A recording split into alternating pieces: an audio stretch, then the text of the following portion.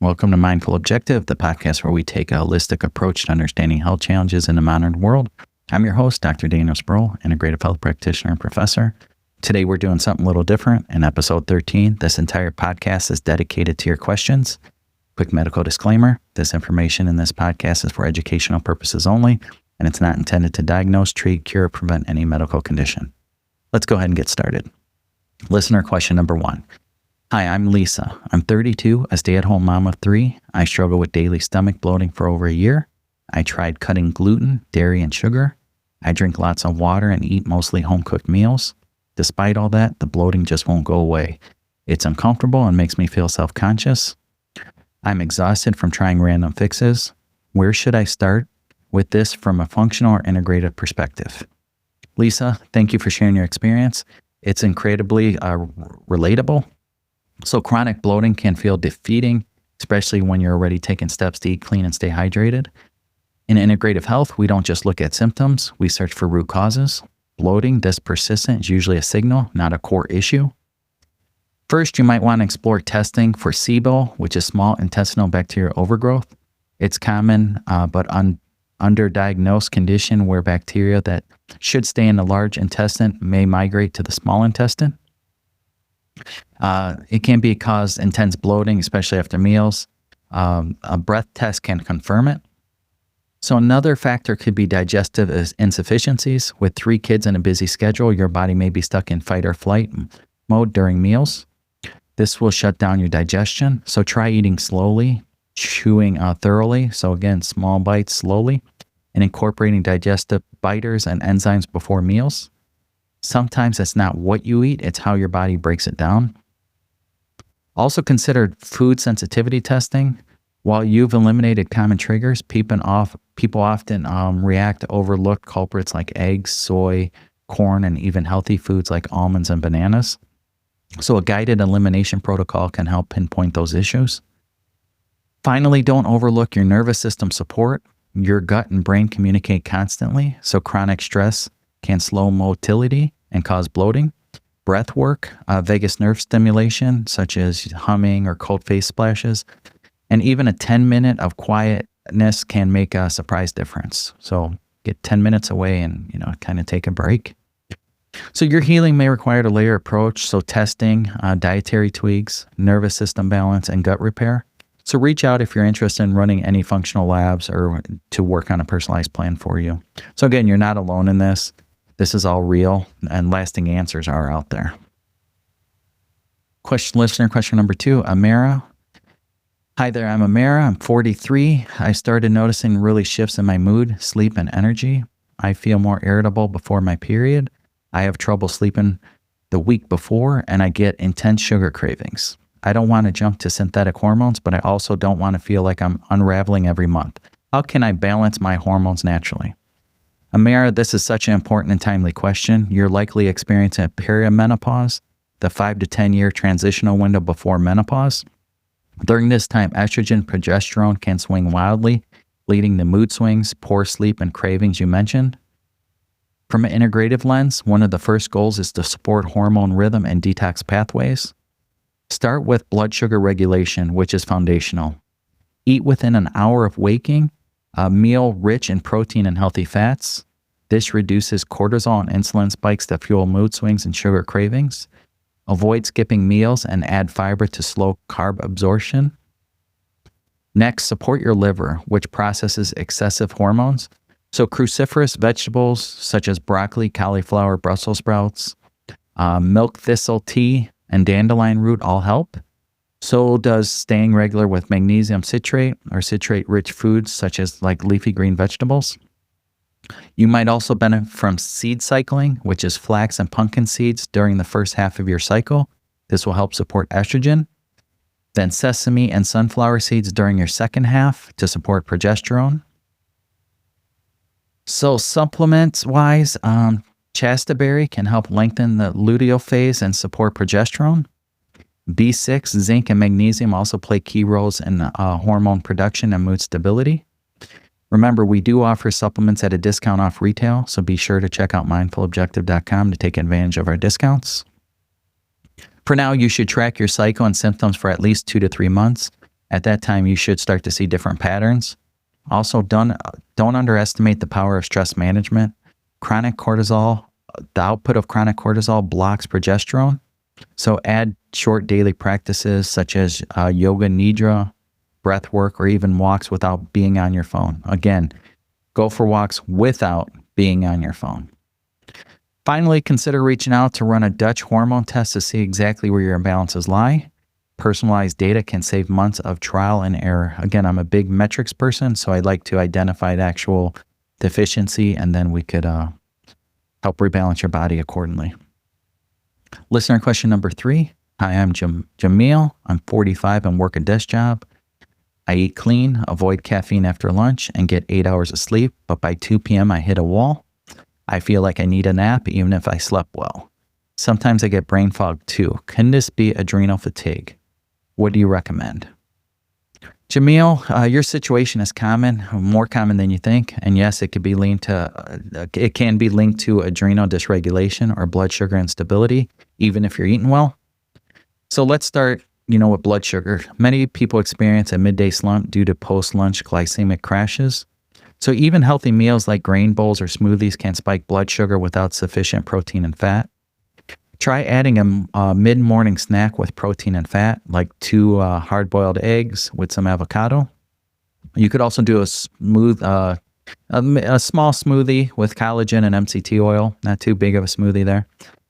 This will stabilize energy levels and prevent early afternoon crash.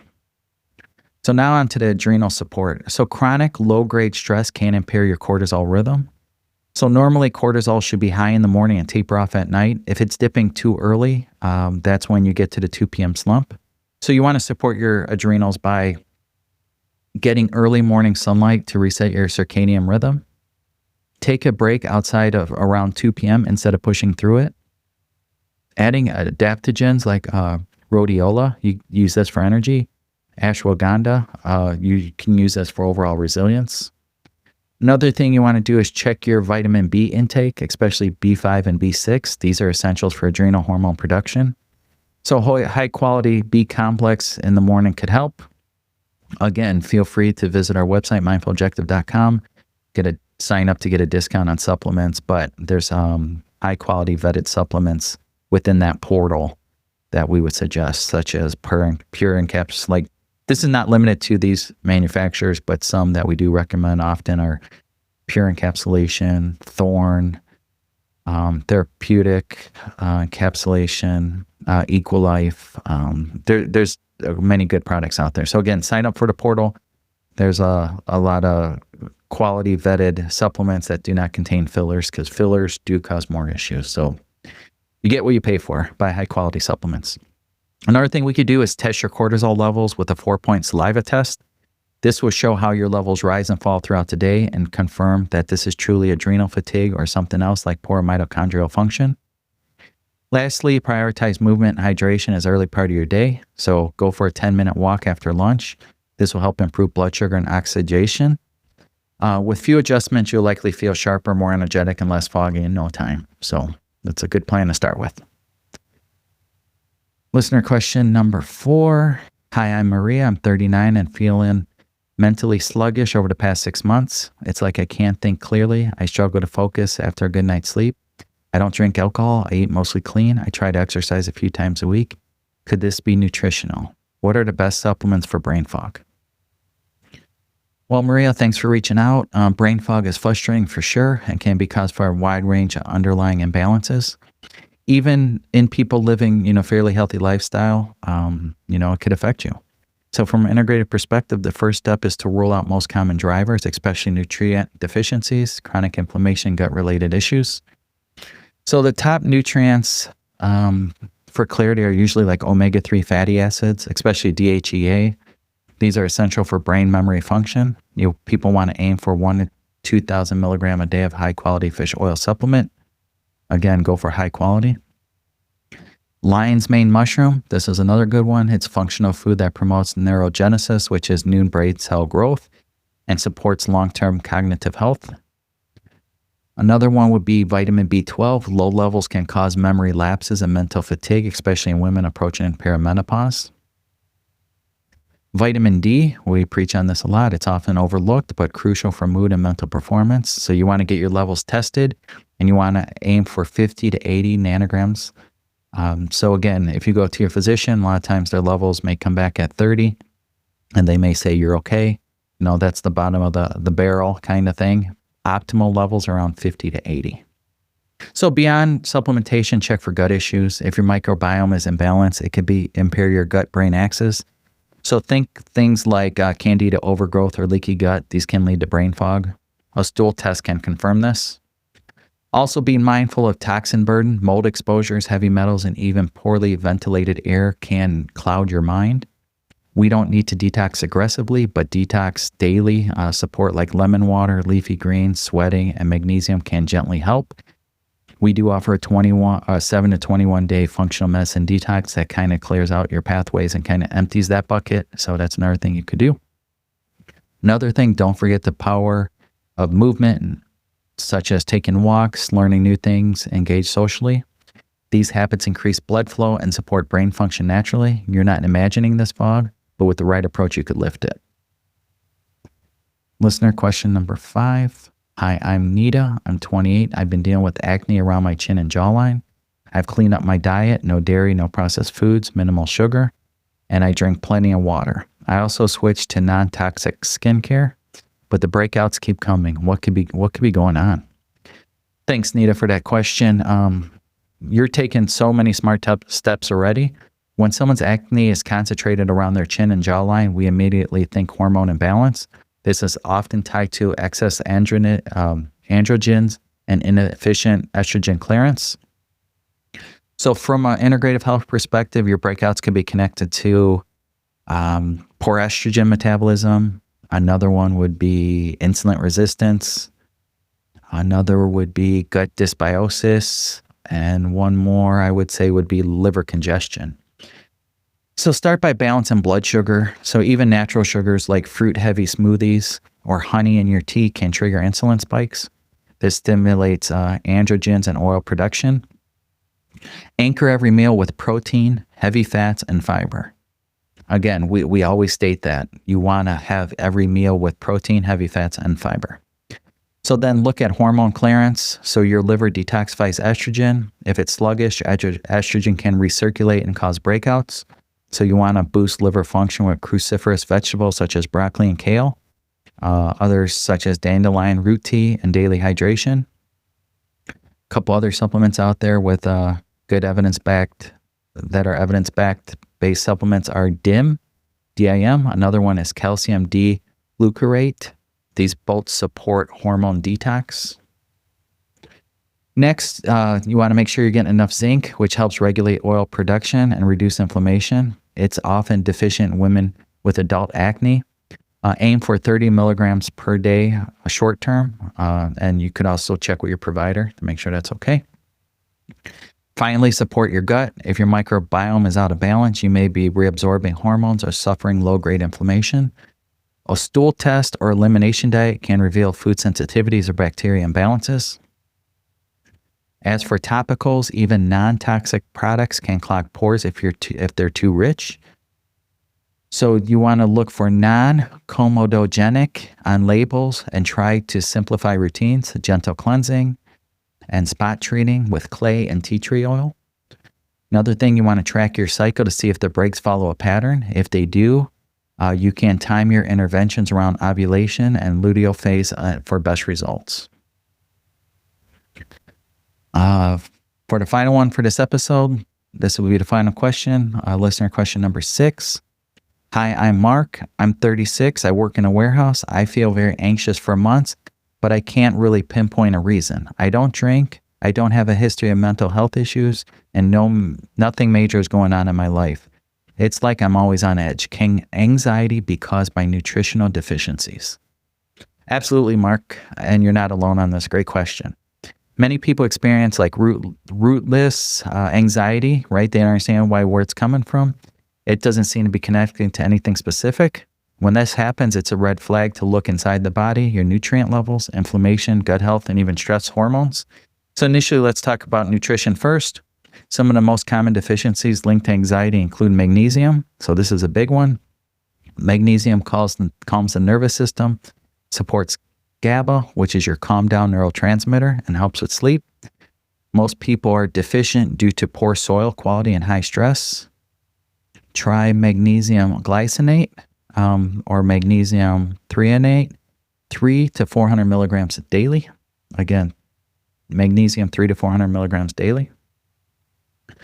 Another one would be B vitamins. B6 and B12 are crucial in neurotransmitter functions. Deficiencies in these can leave you wired, tired, and anxious. If you're vegan or vegetarian, B12 is especially important. Another one would be omega-3s. These fats support brain health and reduce inflammation. Try supplementing a high-quality EPA-DHA blend. Amino acids would be another one. L-theanine and GABA can help take the edge off. You might also benefit from tryptophan, which is 5-HTP, if your serotonin is low. So beyond nutrients, your gut is a major player here. Around 90% of serotonin is made in the gut. Gut imbalances, food sensitivities, and leaky gut can all disrupt mood. We always talk about that. Why, do food sensitivity testing. It's an easy one to knock out. So look out for symptoms like bloating, gas, inconsistent stools. If present, work on healing the gut with probiotics, collagen, and low-inflammatory diet. Another thing to consider is your cortisol patterns. If your levels are elevated, you may feel anxious even if life is stable. So again, we talked about that 4-point saliva test. To uncover this, you might respond well to adaptogens like ashwagandha or holy basil. So again, you're not broken, Mark. Your body is asking for support. So with the right combination of nutrients, testing, and lifestyle changes, you can return to calm. So as we wrap things up in this episode of Mindful Objective, today we explored real health challenges, from a grounded perspective, integrative lens. We're trying to connect symptoms to root causes and offer practical steps forward. Just a reminder, this podcast is for informational, educational purposes only. It's not intended to diagnose, treat, or cure any condition. So if it's something you heard spark shift, in your perspective, share it with someone who might need it. And if you're ready to take the next step in your own health journey, visit mindfulobjective.com or follow us on social media at Mindful Objective. And again, if you have a question, feel free to go to mindfulobjective.com/podcast. There's a questionnaire in there. You could submit the form and I will answer your question. So thanks for being here. Until next time, stay curious, stay compassionate, and keep listening on what your body's trying to tell you. Stay well.